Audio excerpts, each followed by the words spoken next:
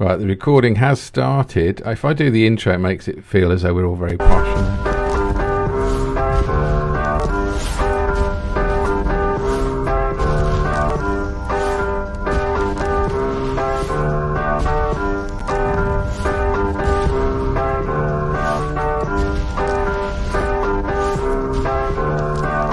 If you believe them and the dogs you believe in, time to sing it down. Browntown, welcome to Talking to Our Souls with me, Steve Henn, and our lovable, back from holiday, Av Singh. Av. Hello, everyone. You've informed me, haven't you, Steve, that we've actually got some sort of following in Germany? We got 10% in Germany, we got 10% somewhere else, and 20% in the UK. I know. 20 unique views we've had. Mainly on Spotify and Apple. I'm going to say, you're right, Angela? What do you call the English people who live in Germany? Anglophiles? Oh, is that what they call it? Anglophiles? I know people who used to be DJs and do discos in church halls were called paedophiles. That was me. Okay. Too soon, Jimmy Savile joke, wasn't it? Yeah. Now, for those of you who are watching in 4K HD, you may have seen Av go out of focus then. That's not his phone. That's just me talking about paedophiles. That's not something we want to talk about. What, 4K? Yeah. 4K pedos, yeah, definitely not. 4K pedos? I don't know what that is. I don't even know what 4K pedos are. I'm going to the swing. I'm going to the swing pool in 4K pedos. Av, where you been? I actually went away for a few days, and just by coincidence, it was the same time the Edinburgh Fringe was on. So I was actually in Edinburgh during some of the Fringe. Excellent. I had a bit of fun in the Fringe at Edinburgh years ago. But that was the 70s and they never shaved. So did you go and see any comedians? Actually, no, I didn't. Because I'm a comedian, so why should I go and see other fuckers? Well, no, isn't that? Is it? Actually, a young chap came up to me and goes, "Do you want to come and see our show?" He was desperate to drum up business. He was giving out flyers. And I said, "When is it?" He goes, "Tomorrow." And I said, "Well, I'm going tomorrow morning." And the look on his face, I think I must have been the only person that engaged with him. The whole day. No! He's giving over. I think that's what he looked like. Because he looked so disappointed. And you couldn't stay. I couldn't stay to. Because I'm probably the only one who's actually spoke to him about when is it, where is it, you know. And he looked good. He's only young. I think he's in his teens. So. It's so disheartening. You spend all day flyering and leafleting and trying to get people to your show, and then people will say yes to get rid of you. But you said, "I won't even be here, mate. So I'll have a nice chat with you, but I won't even be here. Don't even expect to be in the seat." What time is it? What's it about? I was getting his hopes up. Yeah. It's tomorrow afternoon. Oh, I'm going home in the morning. And your face went. I felt bad for him. That's it. I felt bad for him. I'm a coach driver. I've got 48 people with me. Oh, they'll come as well. No, we're going at 6. So it's tough, isn't it? It's tough to Fringe. So I did see a few street acts.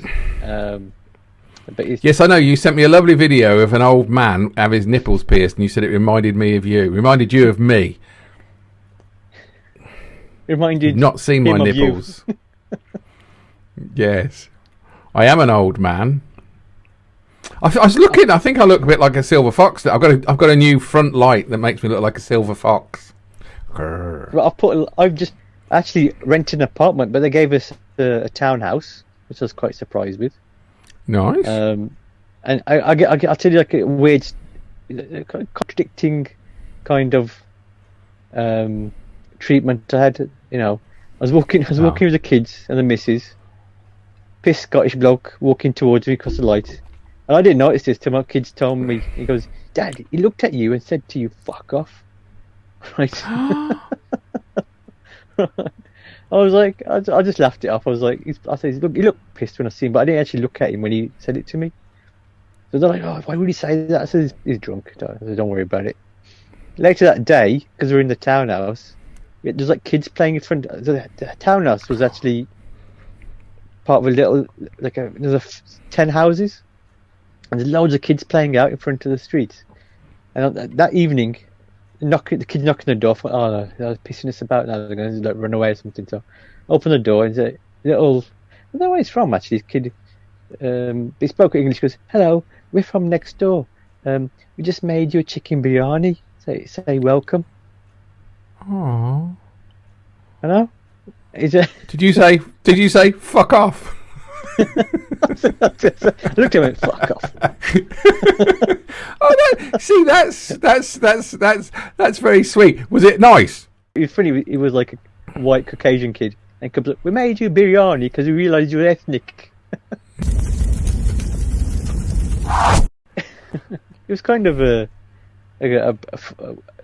bad, not bad day. I mean, it didn't upset me or anything. Yeah. But, you know, I just carried on my holiday, but it was a nice kind of evening when they came around and said it is a biryani, so it was nice of them.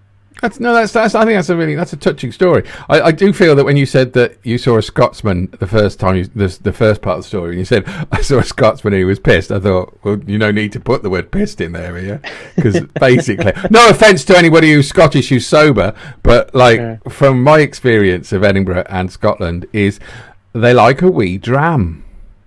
I mean, it was, to be fair on the chap, it was pretty late for him to get drunk. It was like 10 to 10, 10 to 10, yeah. I think most Scottish people would agree with you. I'd be, you know, and if I'm offending anyone, then do write in, especially the Germans, and tell me that we shouldn't just paint all Scottish people as being drunk before 10 o'clock in the morning, because I'm sure not all of you are. I enjoyed a few days break away, so it was good. It was good. Yeah, that's nice. It's nice to go out with the family as well, I would imagine. And your children are old enough to enjoy the street entertainment. There's a couple of strange acts, but you know, I mean, fair play to them for trying, I suppose, isn't it? I mean, it's not to everyone's taste, but they're going out there trying to make an effort. So it was interesting. Yeah, no, I'm a big fan of street entertainment. You're not going to make a living at it. Well, some people can. But I think any form of entertainment I like, but street entertainment I think is the hardest thing to do to actually keep your audience, because there's so much going on. Go on, sorry. There's quite a few beggars there, Scottish beggars, right? Which I was quite surprised with. Handful of appeared to be Eastern European beggars, but mainly Scottish beggars. And I said to him, look, you want to go to the Royal Mile to perform some shit. Why should I give you anything for free when these guys are working their asses off to get coins? There's beggars, and then there's beggars, and there's people that are homeless and genuinely are homeless and live a life which is very hard for them. And then I would assume, like in London, and like I would imagine that Edinburgh during the Fringe, there are a lot of people thinking, you know what? There's going to be so many tourists here. I reckon I could earn a few bob begging. I mean, there's quite a few on Princess Street, which is the main shopping street, isn't there? So yeah. I was quite surprised. And there was one particular one. He was just in front of Marks and Spencer's, right in front of Marks and Spencer's, in the middle of the pavement, and his hands like this, and he had a glass, putting money in. And my son goes, "Should we give him something?" I said, "I haven't got any change." So what he did. He goes, that's mum goes, have you got anything to give him? And he had like 2 bananas, right? So he says, can we give the bananas to him, right? He put the bananas in the cup. He looked so pissed off. I bet. No, but you know, that's what it is. There's in London, they have chip and pin machines. Seriously.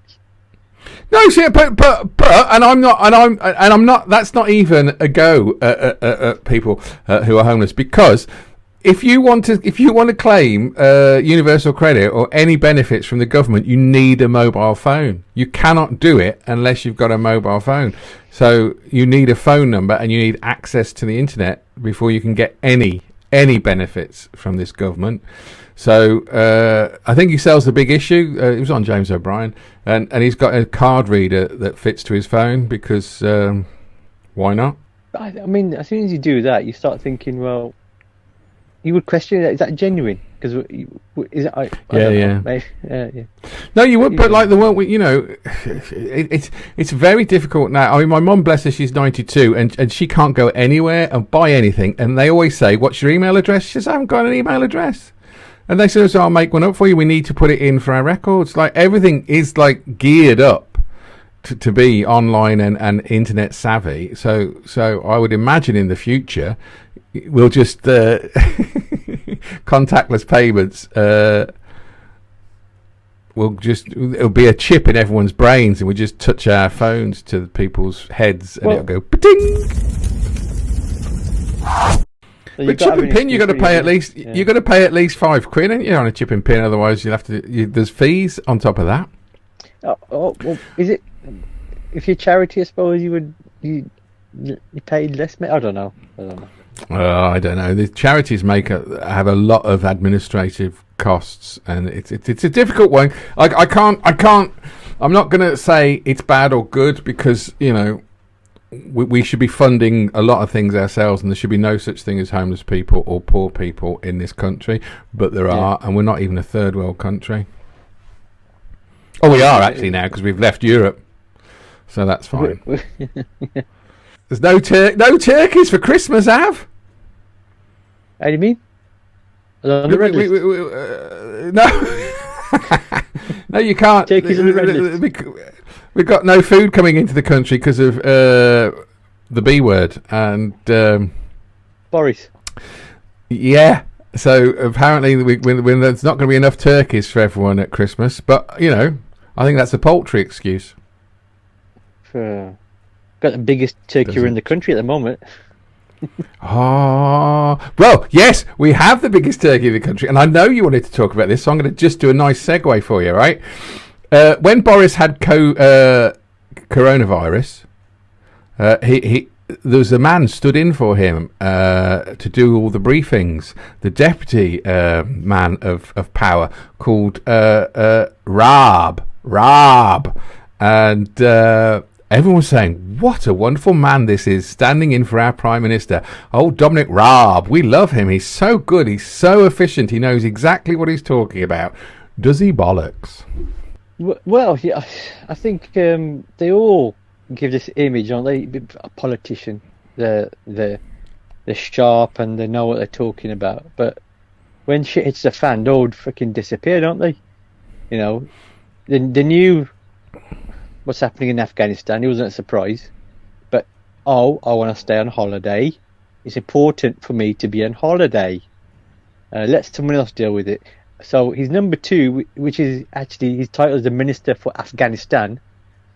No. Was actually, yes. He was also on holiday, right? Apparently his job was to keep in contact with Afghani ministers. But he said, "Oh no, I'm on holiday. So they had to get someone else in who's from another department to contact the ministers in Afghanistan. But I'm sure by the time he tried to do that, they all left the country as well. It wouldn't happen in a shop. If you had a manager on holiday, you would have somebody in to make sure the shop was running. You don't send all your top 3 out because you need somebody in charge of the. You need someone in charge of the shop. Apparently, Boris rang him to say you need to go, and he said no, I want to stay. Can I stay? Then Boris went because he's used to like changing his mind. You can't. You can easily convince him. He went, I want to stay on holiday. Is that okay? Okay, that's fine. Backtracking. Yeah. Oh, you need to be speaking to people. It's an important international crisis. Don't fucking blow up your beach ball and paddle around in the water. You cunt. I think he probably. But Rab went, "Can you get Savage Javid go? He's one of them, isn't he? Can't he talk to them?" don't. I'm not. He speaks the language. Savage Javid does not speak the language of anybody. He has his own posh language. Savage Javid is certainly not a man of the people. I reckon he's more posh than bloody Boris. What is that? He's brown. He's the same colour. They could understand him. No.